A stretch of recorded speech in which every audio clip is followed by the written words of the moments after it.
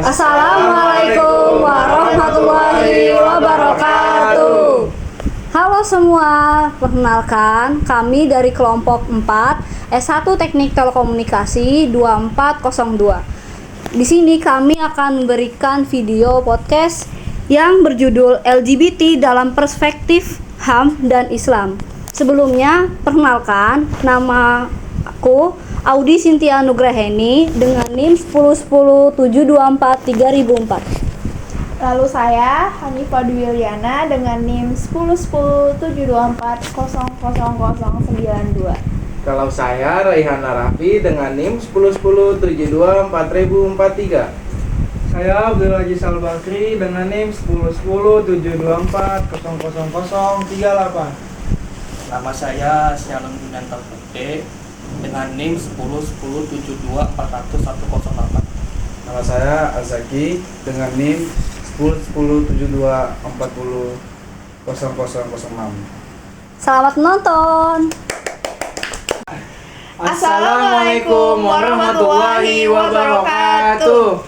Halo Sobat Kampus, selamat datang di podcast Suara Mahasiswa, ruang diskusi terbuka dari mahasiswa, oleh mahasiswa, dan untuk mahasiswa. Saya Dwi. Dan saya Aziz. Hari ini kita bakal ngobrolin topik yang sangat penting, sensitif, tapi juga perlu kita pahami bareng-bareng. Topik apa tuh Bang Aziz? LGBT dalam perspektif HAM dan Islam. Wah, bener banget. Kita bakal bagi obrolan ini jadi 2 sesi ya teman-teman. Sesi pertama kita bakal bahas LGBT dan hak asasi manusia dari sudut pandang akademik dan sosial. Dan di sesi kedua nanti, kita akan masuk ke bahasan LGBT dalam perspektif Islam, lengkap dengan ayat Al-Quran dan hadis yang relevan. Nah, hari ini kami kedatangan 2 narasumber mahasiswa teknik yang punya pandangan kritis dan informatif. Tapi sebelum masuk ke sesi pertama, mari kita ingatkan bahwa podcast ini bukan untuk menghakimi, tapi untuk membuka wawasan. Nah, betul banget tuh. Mari kita gunakan ruang ini dengan pikiran terbuka, penuh empati, dan tetap berpijak pada kebenaran dan etika. Tanpa berlama-lama lagi, mari kita sambut 2 narasumber kita, yaitu Rehan dan Al-Zaki. Jadi bagaimana nih kabar dari Mas Rehan dan juga Mas Zaki? Ya, alhamdulillah kabar baik. Sebelumnya terima kasih ya sudah datang di podcast kami ini. Kan bersedia nggak untuk kami beri beberapa pertanyaan? Bersedia. Baik, kita langsung saja ke pertanyaan pertama. Menurut kalian berdua nih, bagaimana sih konsep LGBT dipahami dalam konteks hak asasi manusia atau hak itu sendiri? HAM adalah hak dasar manusia yang dimiliki sejak lahir, termasuk untuk hidup, berpendapat, dan tidak diskriminasi. Dalam konteks LGBT, mereka juga secara hukum seperti hak atas pekerjaan, pendidikan, dan keamanan. Benar apa yang dikatakan Rehan. Namun penerimaan sosial terhadap LGBT masih jadi tantangan besar bagi masyarakat, apalagi di negara yang punya nilai budaya dan agama yang kuat. Nah, untuk pertanyaan nomor 2, apakah HAM harus menyesuaikan dengan nilai-nilai lokal atau bersifat universal? HAM bersifat universal, tetapi implementasinya bisa kontekstual. Kita tidak bisa memaksakan satu standar tanpa memperhatikan nilai budaya dan agama masyarakat setempat. Ya, harus ada dialog antara prinsip HAM dan nilai-nilai lokal masyarakat. Bukan berarti menolak HAM, tetapi bagaimana menerapkannya tidak melukai nilai-nilai dasar masyarakat. Baik, untuk pertanyaan selanjutnya nih, bagaimana sih menurut kalian nih, kalian melihat peran mahasiswa tersendiri tuh dalam menyikapi isu-isu LGBT dan hak asasi manusia itu sendiri? Menurut saya mahasiswa harus menjembatani dialog, bukan provokator terhadap isu-isu tersebut. Kita harus jadi pelapor diskusi yang ilmiah. Kita punya tanggung jawab untuk menyuarakan keadilan dan menghormati hak orang lain, tetapi juga tetap kritis dalam berpikir dan bertindak. Nah, buat pertanyaan yang keempat, bagaimana dengan regulasi Indonesia terkait LGBT dan HAM?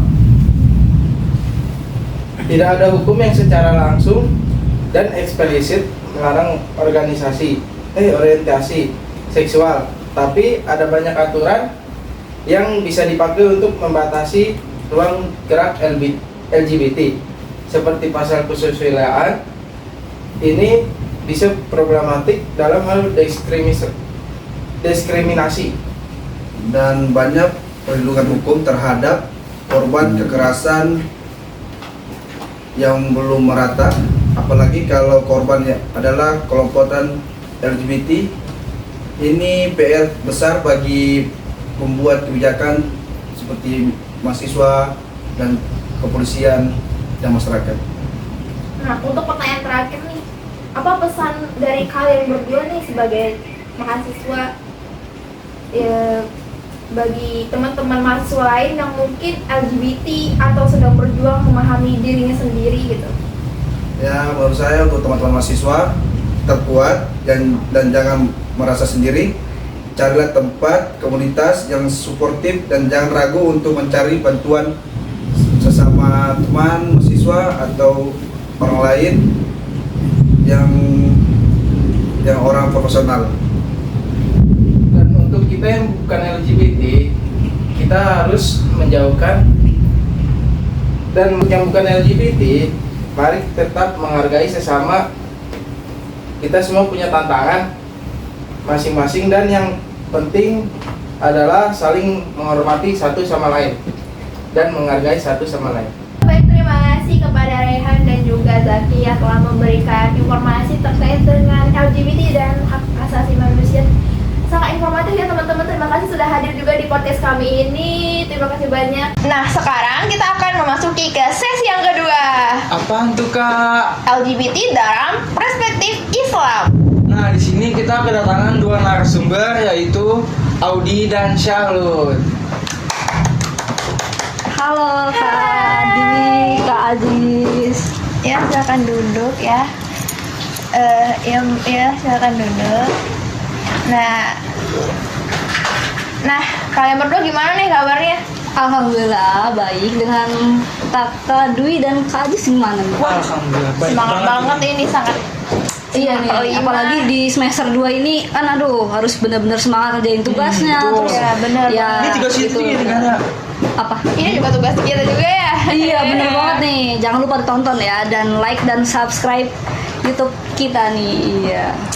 Nah, sebelum kita masuk ke acara inti nih, sebelumnya saya mau bertanya pada Kak Audi dan Kak Salun nih, bersedia nggak untuk kami tanya-tanya terkait dengan LGBT dalam perspektif Islam pada podcast ini?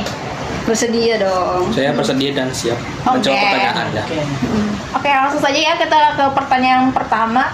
Iya. Apa sih pandangan Islam terhadap LGBT secara umum? Pandangan Islam LGBT secara umum. Islam ini tentunya melarang ya untuk melakukan LGBT, karena Islam ini juga disebutkan dalam surah Al-Quran, surah Al-A'raf ayat 80 sampai 83 yang menceritakan kaum Nabi Lut yang melakukan perbuatan keji.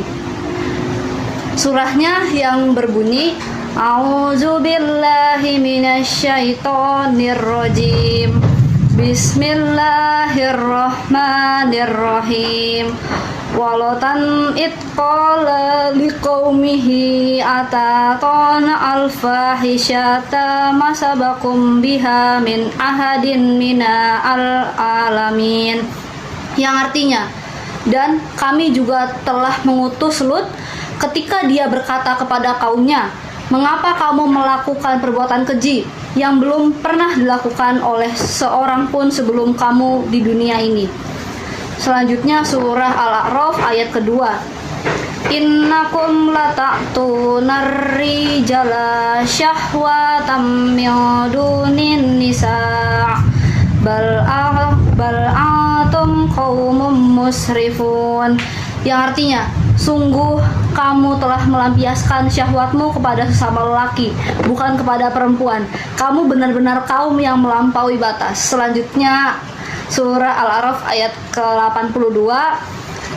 Wa ma kana jawaba qaumihi illa aqalu akhrijuhum min qaryatikum innahum unasun yatatahharun, yang artinya, dan jawaban kaumnya tidak lain hanya berkata, usirlah mereka, Lut dan pengikutnya dari negerimu ini, mereka adalah orang yang menganggap dirinya suci. Dan surah Al-A'raf, surah yang terakhir 83, fa'ajainahu wa ahlahu illam atahu kanat minal gobirin, yang artinya kemudian kami selamatkan dia dan pengikutnya kecuali istrinya, dia istrinya termasuk orang-orang yang tertinggal. Shadaqallahul adzim. Baik, selain itu dalam hadis juga disebutkan bahwa Rasulullah SAW melaknat laki-laki yang menyerupai wanita dan sebaliknya juga. Ini diriwayatkan dalam hadis Sahih Bukhari bahwa Islam sangat keras dan menolak LGBT, namun tidak membenci pelakunya secara personal dan maupun pribadi. Oke Kak, kita lanjut ke pertanyaan yang kedua. Apakah ada ruang taubat dan bimbingan dalam Islam bagi mereka yang mengalami kecenderungan ini? Pasti ada. Iya, ada. Pasti ada. Karena Allah Maha Pengampun. Selama umatnya masih ingin bertobat dan kembali ke jalan yang benar, maka Allah akan membimbingnya secara langsung dan lebih ke arah meninggalkan perbuatan yang buruk dan menjalankan perbuatan yang benar. Iya, menjauhi perbuatan yang keji dan mungkar dan berbuat baik. Gitu. Baik tidak istiqomah. Betul. Nah, untuk pertanyaan selanjutnya nih, bagaimana sih pendekatan yang ideal menurut Islam untuk membimbing seseorang yang udah terkena LGBT nih? Nah, pendekatannya itu yang sabar sih ya. Pastinya dikasih pengarahan kepada yang kita lihat nih, siapa atau ya bisa kasih pencerahan atau pemahaman baiknya menghindari tentang LGBT, dan kita juga harus memberi nasihat yang baik, kasih sayang juga, yang tentunya sabar dalam memberikan sebuah saran maupun nasihat. Mungkin itu aja Kak. Selain itu, kita juga harus membangun komunitas Islam yang tidak mengusir namun merangkul sesama muslim. Karena kalau mereka terus dikucilkan atau istilah kata dibully atau dicaci maki, bahkan sampai melakukan adu fisik, mungkin kayak memukul dia karena dirasa tuh kayak gak berguna banget jadi manusia gitu, kamu ikut-ikutan LGBT itu buat apa gitu. Nah, banget. kalaupun mereka seperti itu, mereka malah makin menjadi-jadi, malah tambah banyak. Nah, makanya kalaupun kita ketemu orang seperti itu, kita rangkul dia, maksudnya kita tanya kenapa kamu seperti ini, apakah Tuhan tidak merasa kasihan terhadap kamu, tidak sedih melihat kamu kayak begini sekarang. Jadi kita nggak boleh langsung main hakim sendiri gitu. Nggak boleh. Iya benar. Kalaupun kita pakai logika dan akal sehat, kita seharusnya nggak boleh melakukan perbuatan seperti itu. Kita rangkul pelan-pelan, siapa tahu dia ingin berubah, walaupun awal-awalnya masih belum terbiasa gitu, mungkin karena kelakuannya yang buruk rupa katakanlah. Nah, kita rangkul pelan-pelan supaya dia bisa berubah di lain hari gitu. Jadi daripada kita bully malah bikin kita tambah dosa, ya sama aja sih keduanya gitu. Jadi sama-sama dosa gitu ya. Iya.